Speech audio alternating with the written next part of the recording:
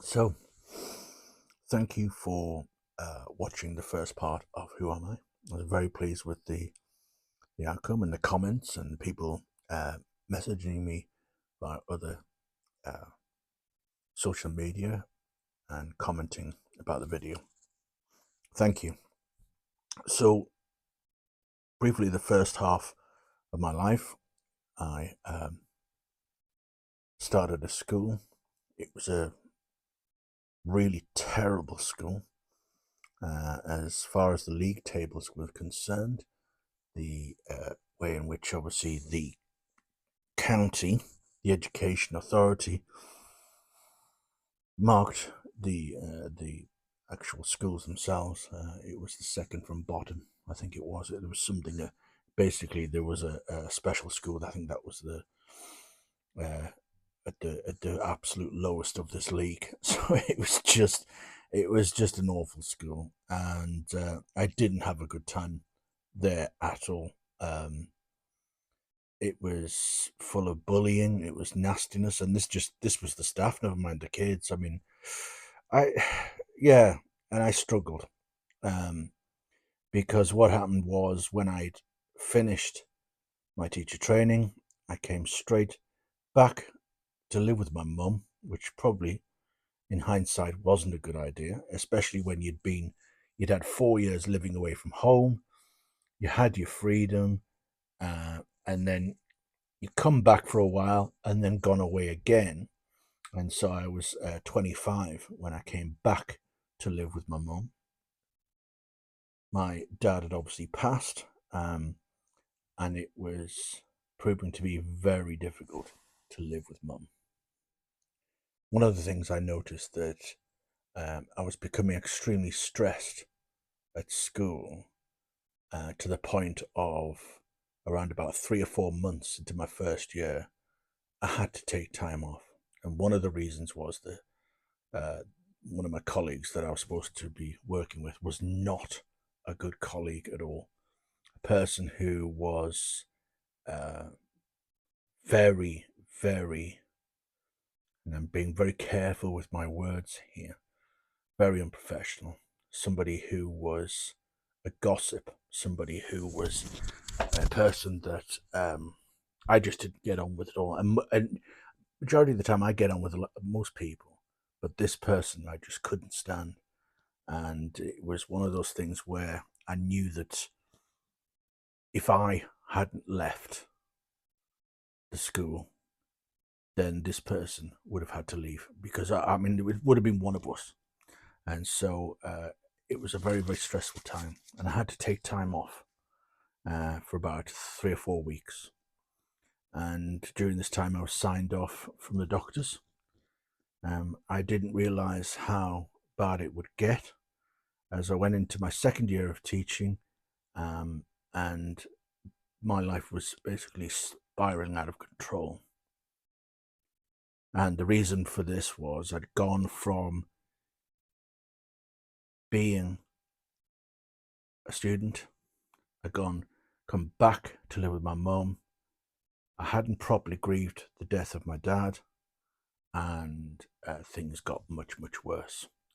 And I didn't realize at the time, and as I say, 30 years ago, it's not spoken about like it is now. Mental health was very much a thing that just wasn't discussed. It isn't open like it is now. And it was only after fairly nasty crisis points in my life that I realized that I needed to see the doctor. I needed to see a psychiatrist. And that was the first person who diagnosed me with, quote, a mild depression. I began to take a lot of days off work. I began to drink far too much, and I was just spiraling, really was, not getting uh, in a good place at all. Uh, I was placed on antidepressants back in around about 1996 to try and obviously cope with the big change in my life. Dad passing, coming back, living with mum, and taking on a fairly responsible job. There are lots of stories I could tell you about school. I spent 10 years there. Eventually, after a few years, I really threw myself into work, became head of year, all sorts of different things that happened. And it was a time where I really needed to think about myself. I didn't know that. I thought that just you had to work, you had to keep going. And that's what I did. And eventually it got to a point where I knew that teaching wasn't giving me the satisfaction that I thought it would. And so I left in 2005 and I was in a lot of debt, but I left and went into customer services because I remember, even being head of year, my friends complaining because they never saw me. They didn't see me on the weekends because I was working so much, constantly working. And it got to a point where I had to pick or choose. It's either going to be my health or it was going to be the job. And I knew that I couldn't continue. Uh, it was too stressful. It was too uh, a nasty situation. And I'm not talking about the teaching. The teaching was fine. It was the politics within the school. It was the way the school was managed or mismanaged, which caused a lot of problems in my life. And so I left and went into customer services, and I did that for about 4 or 5 years. It was a relief because what I could do was I could go to work, come back, and then that's it. I didn't have to think about additional work, planning, preparation, marking, all the different things. People say, well, you get all these holidays. Believe you me, in the 6 weeks, I used to take 2 weeks to try and relax, 2 weeks of the actual holiday, and then 2 weeks to hype myself back up again because the stress was so bad. It was awful. And it just wasn't worth it. And I think back now, all these years, the holidays just weren't worth it. Yes, it was nice, but it wasn't. It was detrimental for my health. One of the things that I haven't discussed is, and obviously till now, is that my whole philosophy and religion had gone. And the reason why that was the death of my dad.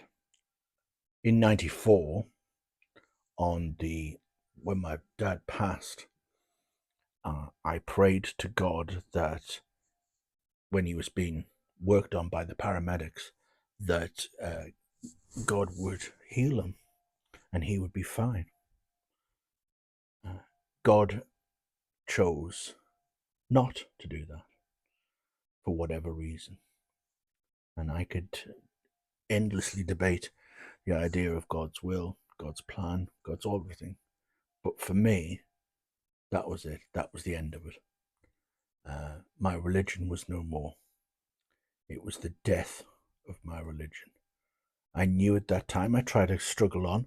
I tried to keep going to church, keeping with the youth group, the youth work that I did for 5 years. But then the combination of my depression, uh, all the things that are happening at work, it just got too much. And in the end, I said no more.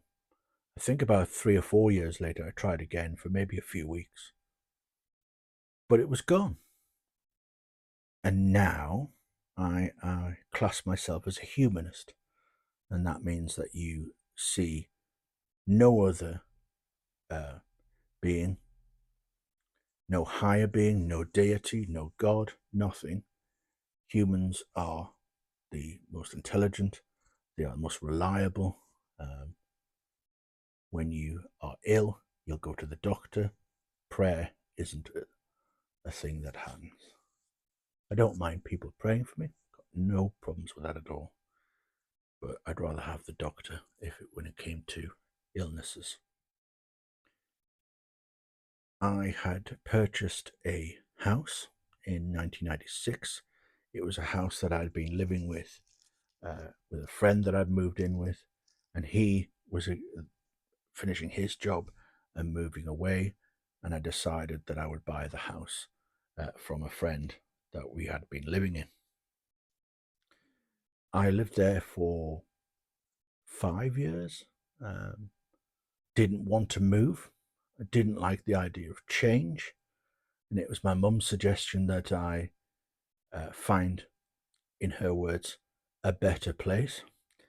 And I said, look, I can't afford it because obviously, the debts around the work was this. She said she would help me out, and she did. And I was ever grateful for her help. So, as well as working full time in customer services, because obviously dad had passed, I was looking after mum as well. Um, she lived still on her own, and I would call in nearly every day to make sure that she was okay. Weekends, I would take her shopping or do the shopping if she wasn't well enough. And this went on till about 2010, when mum had started to notice that her memory wasn't as good as she used to be.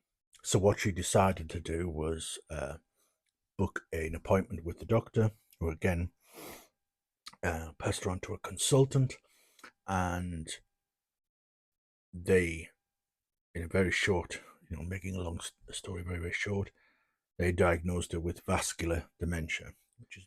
Mum was very, very upset by it because obviously she knew as a nurse what that meant. My gran had been diagnosed with Alzheimer's in the late 80s, early 1990s, and she passed away partly due to that. So my mum knew what was going. And it was only after, I think, about 3 or 4 months that I decided it wasn't overnight. It wasn't something that I thought I'm going to do. Oh, yeah, I'll give up. I decided that I would stop work. And because going to work every day, coming back, and then having to spend hours with mum as well, I wasn't having a life. I wasn't going anywhere. In my 30s, I hardly went out to socialize. I certainly didn't go to gay places and stuff like that because I just didn't have time. Because on the weekends I would be looking after mum, and what I decided was that I would look after mum full time. I would leave work in 2010 and become her full time carer. And so it was, again, a difficult decision, but I knew it was the right one to do, because the alternative was putting her in a home, and she never ever wanted that. She never wanted to go in a home.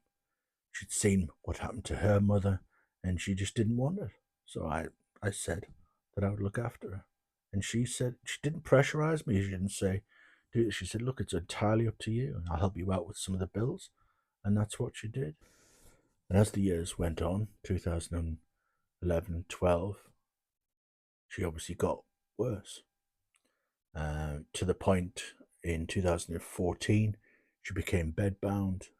She lost the ability to speak and communicate. And it was only after a lot of discussions with the doctor and my family, her sister, my aunt, that they said that she's going to need full time care, 24-hour care. So basically, put into a home. And it was only that time that I realized that I knew that she didn't know what was happening. So she wouldn't have known that she was in a home because the dementia got so severe. And it was only after about 3 weeks that she was in the home uh, that she passed away. Physically and mentally, I was exhausted. Looking after mum full time with the aid of some carers that came in the morning, I would do everything else. Uh, I was, I physically, I was just completely broken. I had neglected my health. I had not looked after it as well as I should have, but I put every effort I could into looking after mum. It was a decision when I look back now that I would do again, even though I was really unwell and my depression was just, it was not good at all. The year following Mum's death, I couldn't work. I couldn't do a thing. And I always say that the 2016 was a year that I just spent in bed because I knew that Mum was dying. I knew that her passing was inevitable, but I knew that I had to continue. I remember going for grief counselling for a few sessions, and I know, and the person, the counsellor, didn't really say anything. I just said, I know what I've got to do. I know I've got to carry on. I know, that life does go on when people pass, and that's what happened.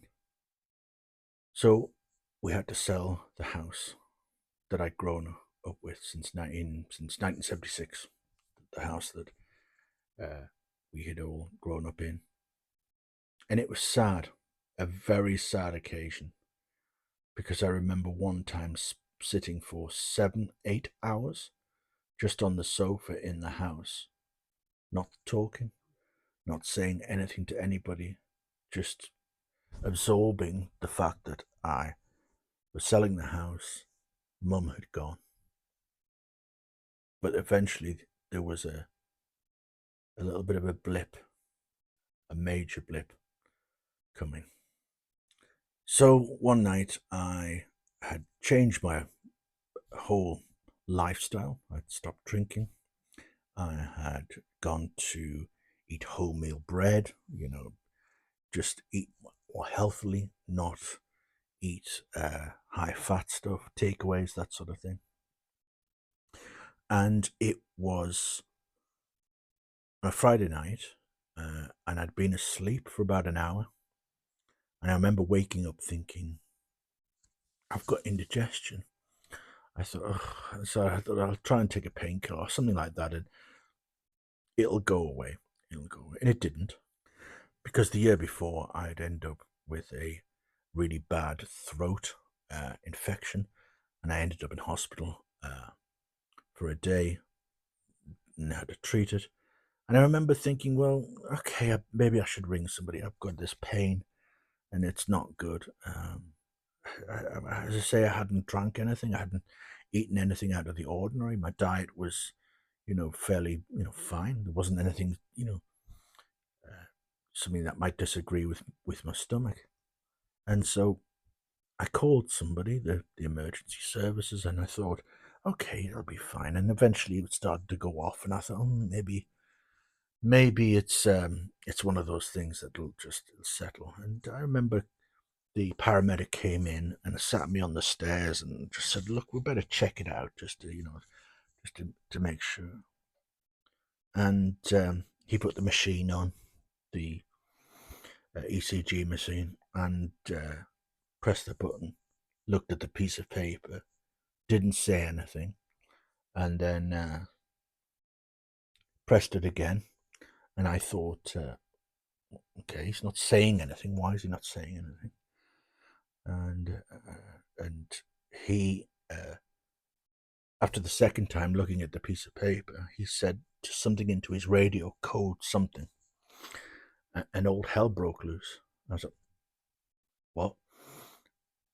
He said, we're taking you to the Freeman Hospital, which is a hospital in Newcastle, about 10 miles from here. It's a major sort of hospital for people with heart problems. And he says, we're doing that because you're going to have a stent fitted because you're having a heart attack. And I probably would have had a heart attack if he hadn't told me that I was having a heart attack, because I couldn't believe it. I was like, well, I was just asleep 5 minutes ago. How on earth am I having a heart? And, you see it on the TV where people make all that, noises and then collapse and whatever. And obviously certain things like that do happen. It's a difference between a heart attack and a cardiac arrest. Cardiac arrest is when your heart just stops. And so this big ambulance turned it up. They insisted to wheel me from the front door to the ambulance, which was like 3 different steps, but they wanted to wheel me. I don't know, I think they were scared that if I collapsed, um, then they wouldn't be able to get me up off the ground. And it was funny because my driveway is really like, it's like bricks, so it's like uneven. So it was like a comedy thing, and I was laughing. I was like, this is ridiculous. And they put me in the ambulance, put various different cannulas into my arm to get stuff for the taking blood and stuff. And they put these 2 big pads on my chest. Like they weren't like the ECG small pads that you have when you test to see um, if something's wrong with your heart. There was these big, and I thought that's a bit odd. And then eventually it twigged what it was. If I'd gone into full cardiac arrest, where my heart actually stopped, they would basically uh, electric pump that thing, the defibrillator, to restart my heart. And I was like, I didn't say anything at the time. I remember thinking, okay, maybe it's not the time to get too worked up. My blood pressure was something ridiculous. It'd gone absolutely mad. Um, and they had to give me a couple of injections of morphine because the pain in the ambulance, it got so bad, it felt like somebody had got a car and driven across my chest. Even though I could breathe, I could take a breath in. It was so painful. I can't. It was horrendous. And so they gave me a couple shots of morphine. And when I got to the hospital, I mean, the noise of the sirens was just horrendous. This was like something like 4 o'clock in the morning. We got to the hospital. There was like 3 or 4 people milling around. They'd obviously radioed before to say that I was coming in. And when I got to I was sweating, and they were mopping my brow, and they said, "Is the pain bad?" I said, "It's real." I mean, obviously, because I was sweating, that I was in so much pain. They gave me another shot of morphine, so I had 3 shots of morphine altogether. And they said, "We'll take you in." Now, I thought in my night, I mean, I didn't know what they weren't explicit of what they were going to do. I thought they were going to cut me open or just, I have no idea how they did it. But what they did was they went through my wrist and up across. Honestly, I didn't even know this existed, this technology, this medical procedure, to put the stent to open the blockage in the artery in my heart. Once it happened, and it took about 30, 40 minutes for this procedure, the pain just went. It was amazing. It was just like you could breathe, you could relax, you could. And I spent a couple of days in hospital, obviously, on a rack of medication when I came out, and having to spend a few months recovering. That's what happened. Eventually, I found a job after a number of years of spending a few months, obviously recovering from the heart attack, and it was working in a place for customer service again, for working in a caravan place, which was awful. People were okay, customers weren't. Then that came to an end.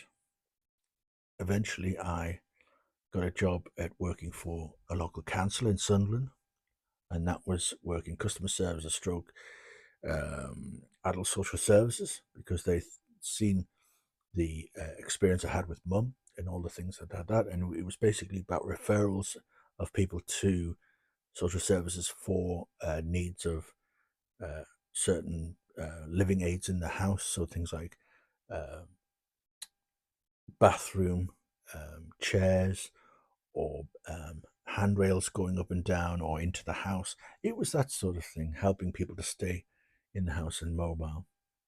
And eventually, I went and I worked in civil service for a year in a contract, working for the Home Office.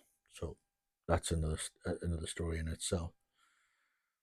And now that contract to an end, and here I am. I am a lot happier than I was. I'm more confident in myself, in my own body. Some people ask me, are you okay about taking pictures of yourself with your top off? I wasn't. I certainly, when I was younger, there's only one picture of me when I was 18 in Corfu with my t-shirt off, and it's only in the last 4 or 5 years have I felt confident about myself and how I look.